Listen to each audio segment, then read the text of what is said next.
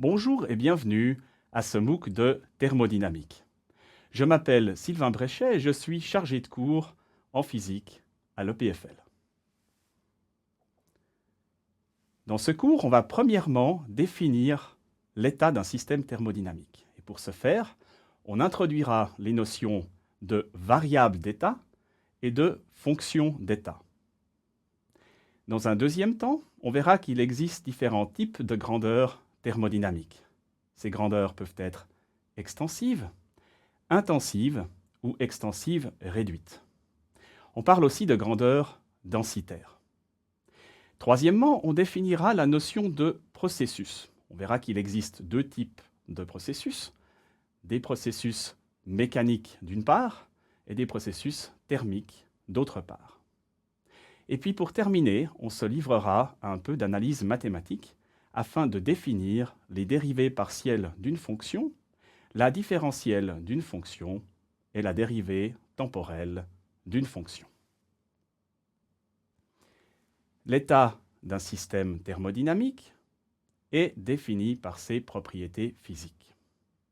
Ces propriétés physiques sont modélisées par des variables. On les appelle les variables d'état. L'ensemble des variables d'état caractérise complètement l'état d'un système thermodynamique. Cet ensemble de variables, on va le dénoter x1, x2, x3, x4, x5. Le nombre de variables d'état qu'il faut pour déterminer la thermodynamique d'un système et la nature de ces variables d'état dépendra du système particulier qu'on désire décrire. Pour décrire la thermodynamique d'un système, il faut aussi définir des fonctions qui dépendent de l'état du système. On appelle ces fonctions des fonctions d'état.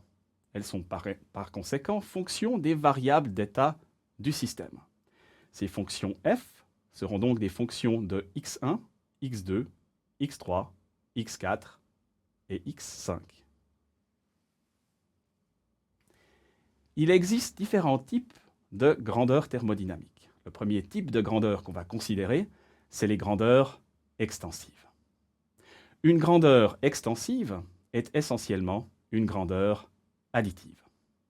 Pour rendre compte de cette additivité, on va considérer un système formé de deux sous-systèmes. Le sous-système 1 à gauche et le sous-système 2 à droite. La grandeur est dite extensive si sa valeur pour le système est égale à la somme de ses valeurs pour ses sous-systèmes, en l'occurrence le sous-système 1 et le sous-système 2. On va maintenant considérer quelques exemples. Le premier exemple, c'est la masse. La masse m du système est égale à la somme de la masse m1 du sous-système 1 et de la masse m2 du sous-système 2. Le deuxième exemple, c'est la quantité de mouvement. La quantité de mouvement totale du système P est la somme vectorielle de la quantité de mouvement P1 du sous-système 1 et de la quantité de mouvement P2 du sous-système 2. Le troisième exemple, c'est le moment cinétique. Le moment cinétique L du système est la somme du moment cinétique L1 du sous-système 1 et du moment cinétique L2 du sous-système 2. Et finalement, le dernier exemple, c'est l'énergie. L'énergie E du système est la somme de l'énergie E1 du sous-système 1 et de l'énergie E2 du sous-système 2. Il existe des grandeurs extensives et également des grandeurs intensives. Une grandeur intensive est une grandeur qui n'est pas additive, contrairement à la grandeur extensive. Une grandeur intensive est une grandeur conjuguée. Elle est conjuguée à une grandeur extensive. Cette notion de conjugaison est une notion mathématique. La grandeur intensive est définie comme la dérivée partielle de l'énergie par rapport à la grandeur extensive associée. Pour rendre compte de cette intensivité, on va de nouveau considérer un système divisé en deux sous-systèmes, le sous-système 1 et le sous-système 2. Et on va prendre quelques exemples. Premièrement, on va considérer la vitesse. On prend le cas particulier où la vitesse du sous-système 1, la vitesse V1, est égale à la vitesse V2 du sous-système 2. Dans ce cas, la vitesse du système est égale à la vitesse des sous-systèmes. Deuxième exemple, la pression. On considère de nouveau un système pour lequel les deux sous-systèmes ont la même pression, c'est-à-dire que P1 égale P2. Dans ce cas, la pression P est égale à la pression des deux sous-systèmes. Troisième exemple, la température. Supposons que les deux sous-systèmes aient la même température, T1 égale T2. Dans ce cas, la température du système T est égale à la température des deux sous-systèmes. Il est intéressant de constater que pour ces grandeurs intensives, la valeur de la grandeur intensive pour le système n'est justement pas égale à la somme de la valeur de la grandeur intensive pour les deux sous-systèmes, puisque c'est des grandeurs intensives, et ces grandeurs intensives ne sont pas des grandeurs additives. Le troisième type de grandeur qu'on considère maintenant, c'est la grandeur extensive réduite. Une grandeur extensive réduite est aussi appelée une grandeur densitaire. Une grandeur extensive réduite est définie comme le rapport d'une grandeur extensive par un autre type de grandeur qui peut être soit le volume, soit la masse, soit la quantité de matière. Quantité de matière qui se définit en mole. La mole, c'est un nombre, c'est le nombre d'Avogadro qui vaut 6,022 fois 10 puissance 23. Les grandeurs extensives réduites sont dénotées par des lettres minuscules, pour les différencier des grandeurs extensives qui, elles, sont dénotées par des lettres majuscules. Prenons quelques exemples. Le premier exemple, c'est la densité de matière. La densité de matière est décrite par la lettre N. Deuxième exemple, la densité de masse, qui, elle, est décrite par la lettre M. Troisième exemple, la densité de quantité de mouvement, qui est décrite par la lettre P. Quatrième exemple, la densité de moment cinétique décrite par la lettre L. Et finalement, la densité d'énergie qui est décrite par la lettre E.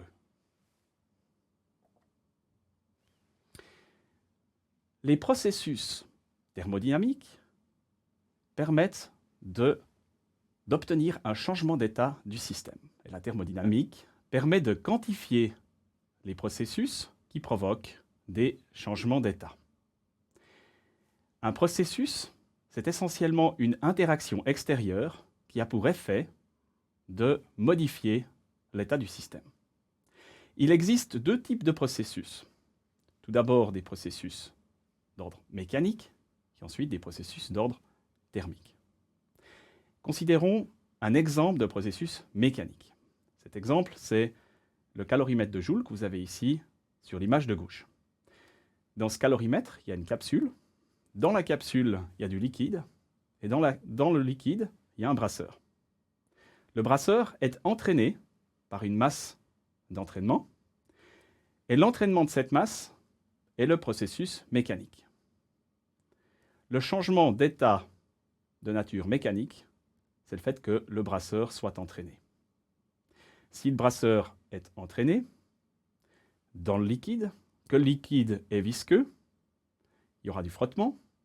Ce frottement va générer de la dissipation, ce qui va faire augmenter la température du liquide. Par conséquent, il y aura non seulement un changement d'état de nature mécanique, mais aussi un changement d'état de nature thermique.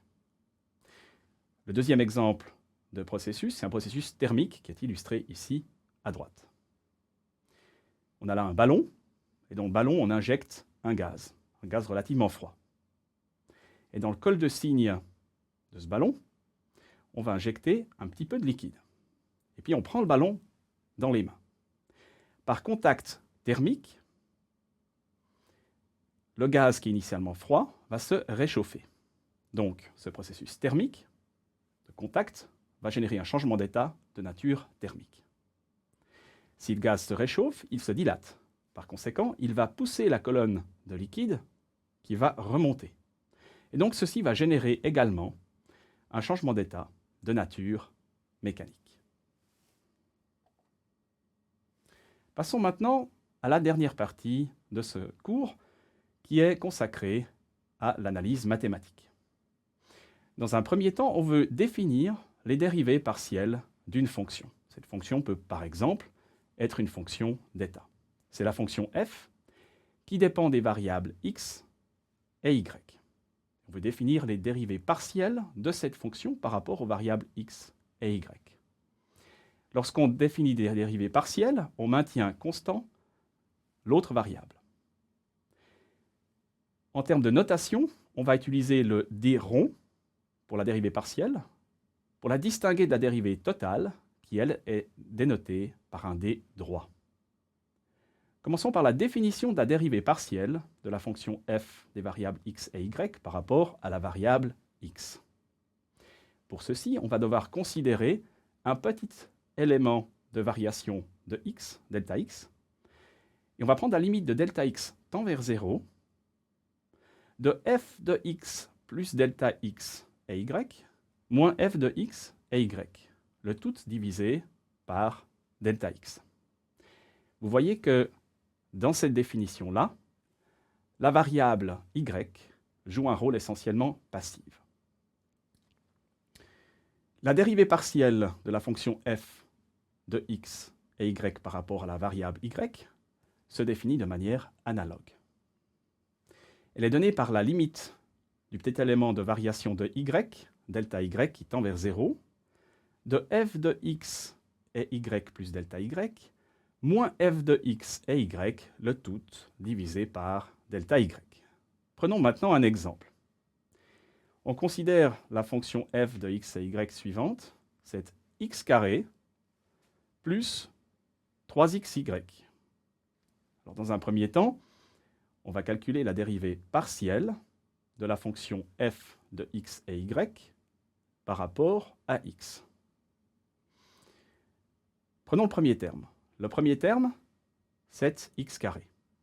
La dérivée partielle de la fonction f par rapport à x, qu'on dénote d rond f sur d rond x.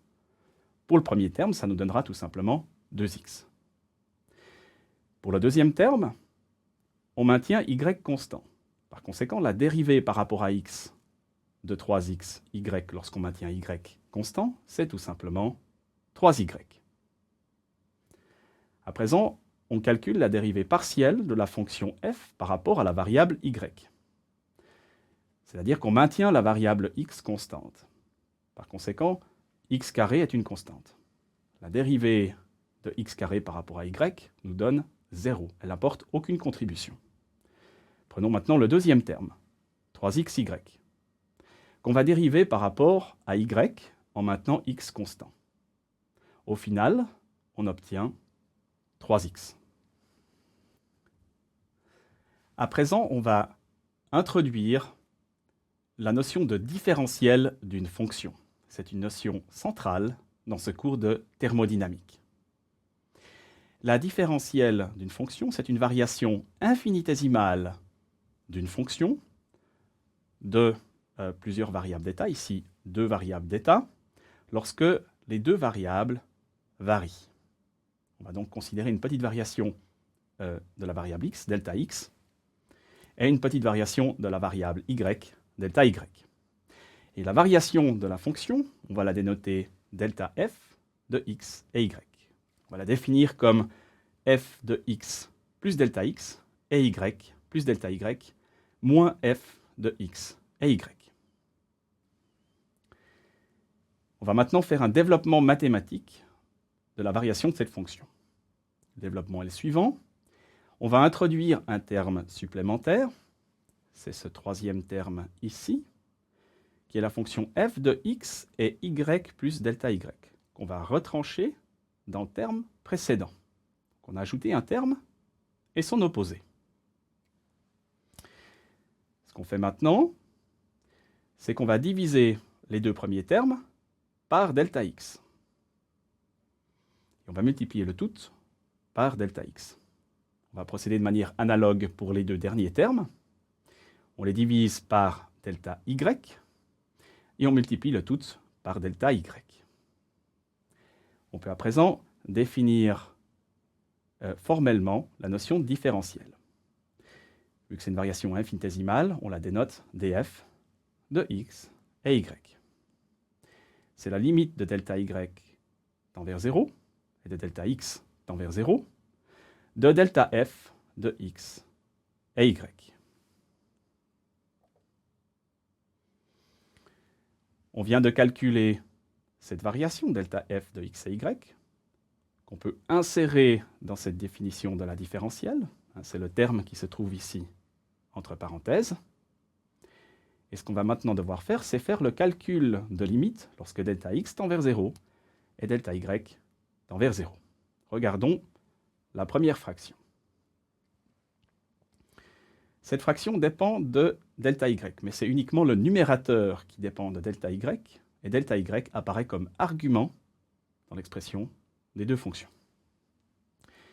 La limite de delta y tend vers 0 de ce numérateur est tout simplement f de x plus delta x et y moins f de x et y.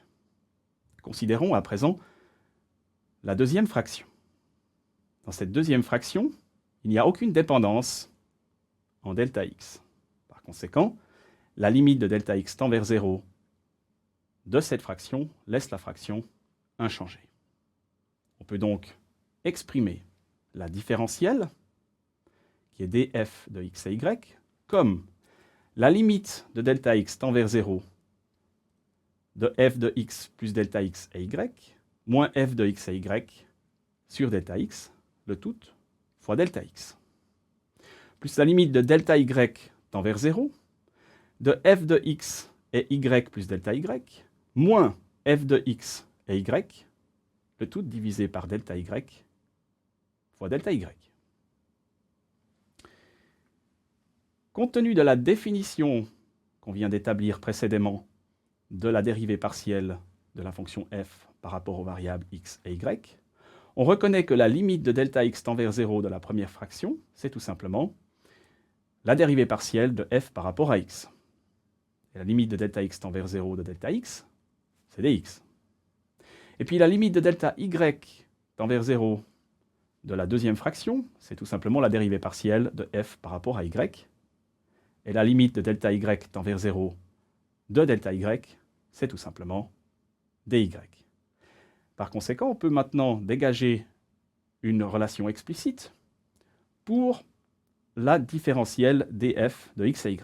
C'est la dérivée partielle de f par rapport à x, qu'on dénote d rond f sur d rond x, fois dx, plus la dérivée partielle de f par rapport à y, qu'on dénote df d rond f sur d rond y, fois dy. Voilà, il nous reste maintenant à déterminer la dérivée temporelle d'une fonction de deux variables, lorsque ces deux variables dépendent du temps. C'est-à-dire que x est une fonction de t, et y est aussi une fonction de t. La dérivée de la fonction f de x et y par rapport au temps se dénote df de x et y sur dt. De plus, on va adopter ici, et dans la suite de ce cours, la convention d'écriture qui est usuellement adoptée en mécanique, et qui est la suivante. On va dénoter cette dérivée par rapport au temps par un point qu'on appose sur la fonction f point de x et y, et donc par définition df de x et y sur dt. En utilisant la même convention, x point c'est dx sur dt, la dérivée temporelle de x. Y point c'est dy sur dt, la dérivée temporelle de y. On peut maintenant déterminer la structure de la dérivée temporelle de la fonction f de x et y. f point de x et y va contenir deux contributions, puisque x et y indépendamment sont des fonctions du temps. La première contribution est la suivante, c'est la dérivée partielle de f par rapport à x fois x point. On a utilisé ici la règle de la dérivée d'une composition de fonctions. Et puis le deuxième terme, c'est la dérivée partielle de f par rapport à y fois la dérivée de y par rapport au temps qui est y point.